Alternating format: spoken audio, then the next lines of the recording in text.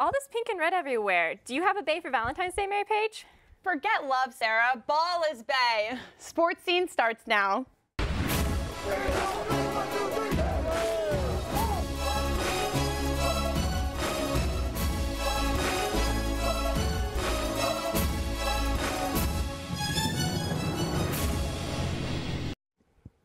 Welcome everyone to the Annenberg Media Center. I'm Mary Paige Nesvetter. And I'm Sarah McGrew. And while there's no doubt there's love in the air, let's just hope there's no air balls in the air tomorrow. Let's hope not, Mary Paige. Men's basketball really needs to break this 3-game losing streak. They sure do. Now, the Trojans are back in action tomorrow against Oregon after a heartbreaking road trip where they were swept by the Arizona schools. It was heartbreaking, but I've got hope for this weekend. The team swept the Oregon schools on the road in January, and after 3 losses, I think they have a little chip on their shoulder. I agree. And now senior captain Jordan McLaughlin had a solid performance against Oregon the first time around with 11 points and 7 assists. And just recently, he was named one of the 10 finalists for the Bob Cousy Award, which goes to the nation's top point guard. He's joined on this list by Trae Young and fellow Pac-12 player Trey Holder from ASU. McLaughlin leads the conference in assists this year with 194. He's also averaging 12.2 points per game for the Trojans. Another thing to keep an eye on tomorrow night is the battle of the Elijahs. Elijah Stewart for the Trojans and Elijah Brown for the Ducks are each in the top 4 for scoring on their respective teams, and both can be dangerous from beyond the arc. The game in Eugene was close, and the Ducks are coming off a home sweep of the Washington school, so I think we can expect another nail-biter tomorrow night in Galen. I agree. Now, we all know we've got Hecuba and we've got Tommy, but here at USC, we've also got Shalexis and Shaquan. Our reporter Jazz Kang caught up with USC basketball's Trojan siblings. Shaquan Aaron isn't the only Trojan in his family. His sister Shalexis is a freshman on the women's team recovering from a knee injury. The siblings are just 3 years apart and played a lot of one-on-one games growing up. I won every game. You know, what happened was she would try shooting, I would block her shot every time, and then she would cry, go tell my dad, he's blocking my shot, like, blah, blah, like. And he did not win all the time. Shalexis is almost ready for game action. When she steps back onto the court, she'll draw on some of those lessons she learned from Shaquan. It taught me as a player to go up against players that were taller than me, stronger than me, faster than me, and it taught me how to teardrop, go around, you know, drop, do all that stuff. And so at the time, try to block her shot now. Yeah, not blocking her shot now. When it was time for Shalexis to choose a school, she turned to her big brother. Go when you feel like your game would be best. That's what I told her. Yeah, so it was like me committing to Coach Coop and stuff. You know, we had a great relationship, still do. And so I committed for those reasons, but Shaquan's a little bonus. Shaquan and Shalexis were destined to be basketball players. Older brother Shadeen got a scholarship to Mercer. Their dad played professionally overseas, while mom played college ball at Cal State San Bernardino and is thrilled to see her children together at the same school. It's great. I mean, like I said, they put a lot of work into it. They worked hard when they were younger, and you know, with all the money that was spent on basketball shoes, basketballs, and league play, and they, you know, trained a lot with my husband to get to where they are today. Jordan Adams is Shalexis' teammate and went to high school with Shaquan. She says the siblings are super close. I always saw her around the gym. She would always sit and watch practices and stuff like that. So I could imagine that his impact was pretty huge on her, and vice versa. I think that they feed off of each other. They seem like they have that type of relationship. Shaquan and Shalexis have high expectations for each other, especially when they think about the future. His goals is to be in the NBA, and I strongly believe that he will get to the NBA and should be in the NBA. WNBA. Yeah, I can't wait till she plays.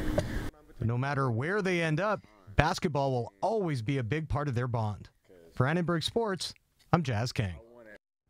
Such a sweet relationship. Well, Shalexis Aaron and the women's basketball team are headed to the Pacific Northwest to take on the Oregon schools this weekend. Here's what we can expect from them on the road. The women are coming off a fantastic sweep of the Arizona schools and will be looking for another upset win against OSU. They shot well beyond the arc last weekend, sinking 11 threes. The Trojans will be looking to build on this performance while also focusing on what helped them win last time, forcing turnovers. They forced 16 turnovers in the second half alone against ASU. They know better than me because they did it last year. So I'm going to ask them. How'd you beat Oregon State in front of 6,000 people? And they're going to tell me, and I'm going to say, you're going to do the same exact thing. Okay, so that's they know. They've done it last year, so that's what we're going to rely on. And now we know basketball has got a few games under their belt, but baseball is just stepping up to the plate. We've got Lars Nootbaar in studio today. What's going on over there, Sarah? Hey, Mary Paige. I'm here with USC's baseball's junior outfielder, Lars Nootbaar. Thanks so much for joining us in studio, Lars. Of course. Thanks for having me. So going into your junior season at USC with a little bit more seniority on the team now, how will we see you emerge as a leader? You know, definitely as a vocal leader, you know, as a junior this year, coming in my third year, I think that, you know, I have the ear, the team a little bit more. You know, my voice speaks louder than it did last year and the year prior. So, you know, in that aspect, just being more of a veteran guy on the team, but also, you know, just still sticking with my, you know, natural roots and being a vocal guy, being a clubhouse guy, and just, you know, being there for the younger guys. And if they have any questions, you know, I'm there to answer them for them. It's kind of the guy to look up to. Yeah. You had a batting average of .313 last year. Do you have any statistical goals for this coming season? Not personally. You know, I just kind of go into the season, you know, preparing myself to, you know, perform at the best and the highest level. But, you know, as for statistical goals, I don't really have them going into the season. You know, I hope my game plays itself out and the numbers end up speaking for themselves. And now I saw that kind of cardinal gold runs in your family. Yeah. Your brother played here as a pitcher. Yeah. Did he influence your decision to come here? Not really. You know, he kind of was just a guy that, you know, I always looked up to my whole entire life. You know, he, like you said, he played college and professional baseball, so he was a guy that, you know, I've always looked up to. So, you know, he just told me to go where my gut felt, and I felt at home here at USC and close to home, and so my parents would come and watch me. So that was kind of a big deal. Yeah, and now turning to kind of the team as a whole, you guys had the 17th best recruiting class in the nation this year. What can we expect from those new guys, and how are they looking? The new guys are looking real good. You know, they're a lot better than when I was coming in as a freshman. Definitely, you know, they've got some experience already, and we expect them to have a big impact, you know, on the mound and in the field. So, you know, it's going to be an exciting freshman class, and hopefully they can come in and contribute right away. And with so many new guys and somewhat of a young team, would this be considered a rebuilding year for USC baseball? No, I wouldn't think so at all. You know, we're a young team, but at the same time, we have a lot of guys returning that played last year, whether they're freshmen or sophomores like myself.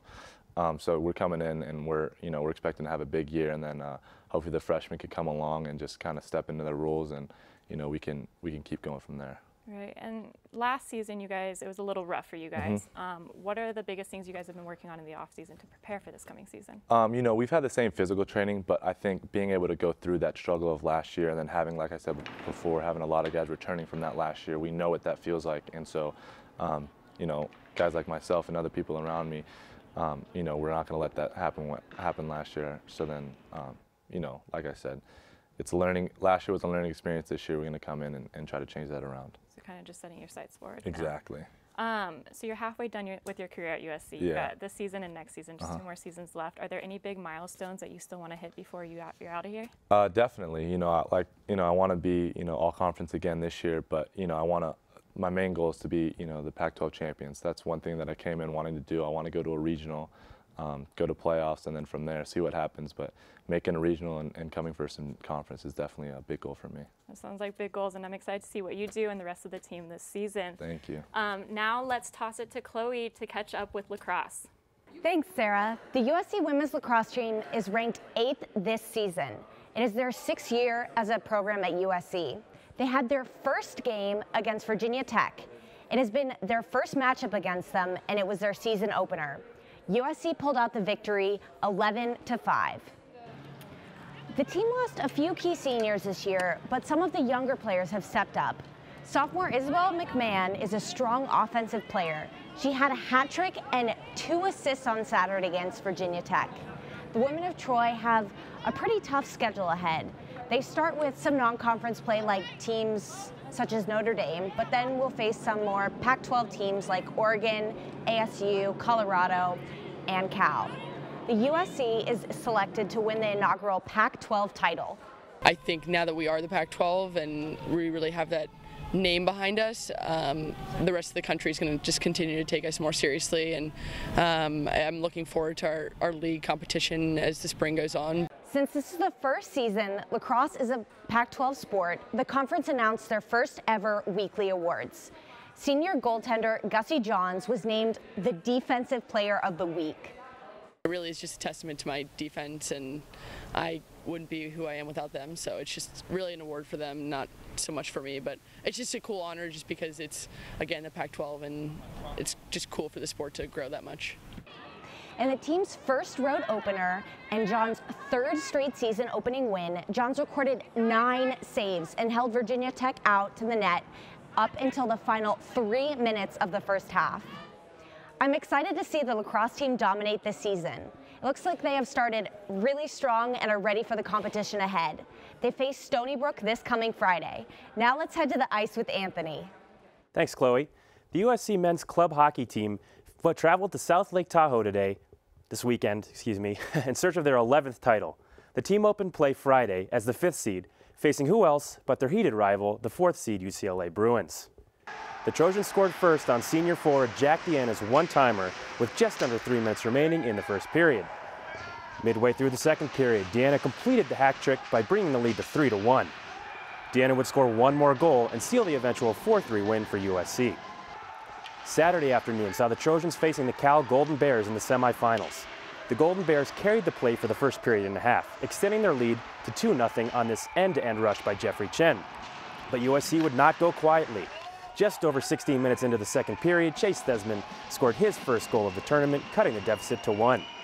In the third, Deanna would tie the score with his 5th goal in 2 games, bringing the Trojans all the way back. Unfortunately, it didn't stick. Cal's Jordan Thompson streaks into the zone and scores short-handed to put the dagger into the Trojans. Deanna cited special teams breakdowns for the loss. And then we kind of had a breakdown on the power play and a lot of short-handed goal, and we just couldn't climb back from that, couldn't get anything going. Had one final game, needing to play for 3rd place against the University of Washington on Sunday. The game went back and forth, with USC coming back from 3 goals down and tying the game on 4 different occasions. Then, down by a goal with 2 minutes remaining and on the power play, Chase Thesman tied things up in clutch fashion, but after a barn burner, UW would have the last laugh, scoring the game winner with under 2 minutes remaining to win by a score of 8-7 and take 3rd in the Pac-8. The team has high hopes for next year since they will only be graduating 1 senior. The USC men's tennis team picked up 2 more wins this past weekend, and our reporter Nick Kaufman had a chance to chat with one of the players after the games for Ask an Athlete. I'm Nick Kaufman with Annenberg TV, here with Daniel Kuckerman. We are about to do a round of Ask an Athlete. If you don't know the rules, I'm going to be asking Daniel as many questions as he can answer in 60 seconds. We are going to start the timer, and we are on our way. All right, Daniel, most important question. Who's your favorite player, Roger or Rafa? Roger, for sure. All right, I like that answer. What's probably the biggest highlight of your career? Probably final of Israel Championship and 1 Doves the same year. That's very impressive. All right, you're home alone on a Saturday night. What's your favorite movie to watch? I love Click. I don't know if you pronounce it like that in English, but in Hebrew you say Click. Like it sounds. I think it's Adam Sandler. All right, well that sounds like a fun movie to watch. What's the most embarrassing moment in your life? It's a tough one. Can I ask next or? I mean, okay, if it was that embarrassing, who's probably your funniest teammate? My funniest teammates, I have a lot of fun with Tanner, but I'd say Henry G. All right. Now, who's your celebrity crush? Selena Gomez. All right, that's a nice one. Your favorite show on Netflix? Oh, too bad. And that's our timer, but I think we still have time to answer that question. What's your favorite show on Netflix, Daniel? I think 2.5 Men. All right, that's a great show. And everyone, this was Daniel Kuckerman. I'm Nick Kaufman from Annenberg TV. Thank you. And while we know there's tons of love in tennis, and whether or not we like it, there's tons of love in the air here everywhere today. But you know what, Sarah? I actually did get you a Valentine. Aww. This is for you. So sweet. And also up here, it says, actually, it's You Matter, baby, instead of, you know, like the Matter, baby brothers. That's so funny. And I actually got one for you too, Mary Page. You make my heart flip, just like Rojo flipped into the end zone. Now, this is such an epic moment, and this is the most epic Valentine I've ever gotten. And thank you so much, Sarah. Thank you so much for such a great Valentine's Day show. Agreed. And thank you all for tuning in to Sports Scene today. Please follow us on Facebook and Twitter at Annenberg Media Sports. I'm Mary Page Nussfetter. And I'm Sarah McGrew. Be sure to tune in next week for all things USC, and happy Valentine's Day.